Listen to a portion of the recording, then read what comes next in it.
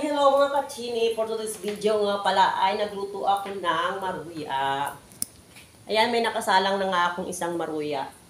At ito yung aking isasalang, ayan. Yung harina na nilagyan ng saging, pero hindi ko nilagyan ng asukal kasi ayoko nang may asukal. Lalagyan ko ng asukal sa ibabaw, yun ang gusto ko. Ayoko nang nakahalo sa harina. Yung nga pre, anak kong mataba, nakita niyo yung taba, no? Ay, kumakaw. Yan, binasa. Nakakautuloy.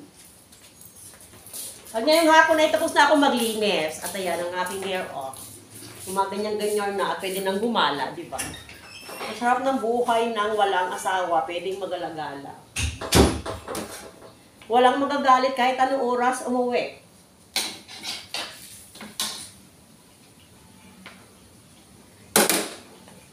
Ito ang aking maruya, ayan. Ayan guys. Masarap na maruya. Paborito ko yung mga ganyang merienda.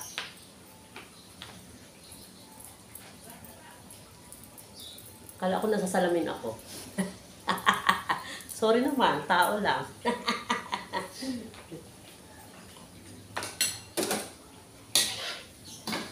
At aanguhin ko na nga pala ang aking nilutong maruya.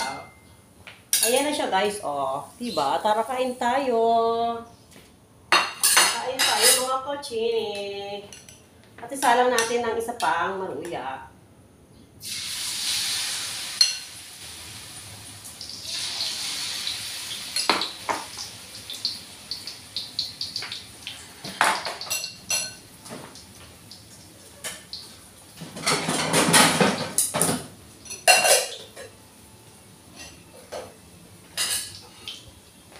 Okay guys, ayan ba oh.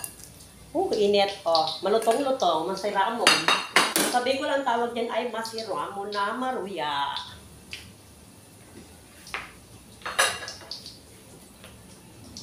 Ito ang aming kusina. Ito lang na nga tayong ibang gagawin, kundi ano ba tawag doon? Mag-wardy-wardy na. Ito nga lang aking damit na nabili ko sa 50 pesos. Kaya 100 yan kasi dalawa yan eh. Pag isa lang, 50 lang. Ay dalawa yan. Kaya naging 100. Yan ang aking mga damit, mga lang, mura lang. Wala kasi kami pambili ng mamahalin. At ayun nga guys, babalitan ko ng aking nakasalang habang ako ay nagpukuda-kuda dito sa inyong harapan. Ganun lang kasimple. Ganun lang kasimple ang buhay.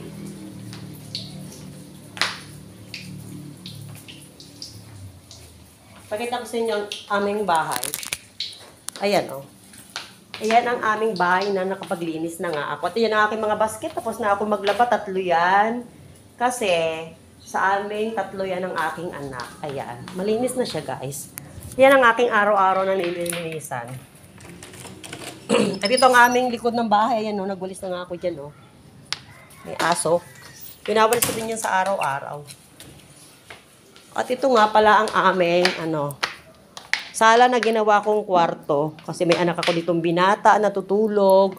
At dito kami ng aking dalaga. Ayan, yung bra kong nakakalat. Andun pala. Yan ang aming mga Durabox. O, diba? At dito naman tayo sa may bandang garahe. Ayan. Ayan nga guys. At dyan na rin ako nagsasampay. Pati sa likod natin ang aking sipikang aso. Back to kusina. Nasunog na yata ang aking niluluto. Naku po. Nasunog na yata ang aking niluluto guys. Grabe pa. Ngayon, magtitimpla ako ng kape pagkasarap-sarap.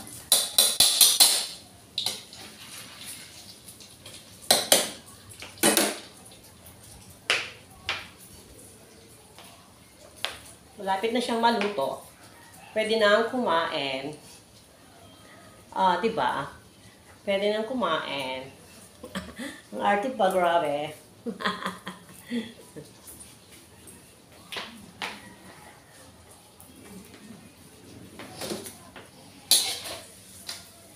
At ito na nga guys, naluto ng ating maruya. Ayan.